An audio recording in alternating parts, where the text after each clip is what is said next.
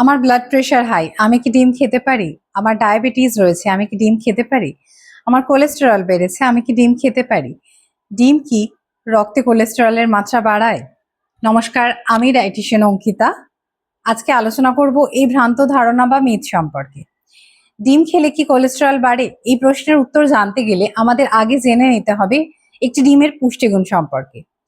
একটি মুরগির ডিম যার ওজন প্রায় 55 থেকে 60 গ্রাম হয়, তা থেকে আমরা প্রায় 70 কিলো ক্যালোরি এনার্জি পাই, 6.5 থেকে 7 গ্রাম প্রোটিন পাই, 5 থেকে 5.5 গ্রাম ফ্যাট পাই, 2.5 গ্রাম 2 থেকে 2.5 গ্রাম কার্বোহাইড্রেট পাই এবং 186 মিলিগ্রাম ডায়েটারি কোলেস্টেরল পাই। ডিমে ডায়েটারি কোলেস্টেরল আপনার রক্তে কোলেস্টেরলের মাত্রা বাড়ায় না। খাবারে ট্রান্স ফ্যাটের পরিমাণ আপনার রক্তে কোলেস্টেরল বাড়ার কারণ হতে পারে। কিন্তু যদি ডিমের সাথে ট্রান্স ফ্যাট যুক্ত খাবার যেমন সসেজ, বেকন, বাটার, চিজ এগুলো যথেচ্ছ পরিমাণে ব্যবহার করা হয়, সেক্ষেত্রে আপনার অতিরিক্ত ক্যালোরি ইনটেক এবং ট্রান্স ফ্যাটের কারণে রক্তে কোলেস্টেরলের মাত্রা বাড়তে পারে। আপনার প্রয়োজনীয় ক্যালোরি এবং ক্যালোরি খরচের মাত্রা অনুযায়ী প্রত্যেক দিনে ভালো প্রোটিন সোর্স হিসেবে 1টি থেকে 2টি ডিম অবশ্যই অ্যাড করা যায়।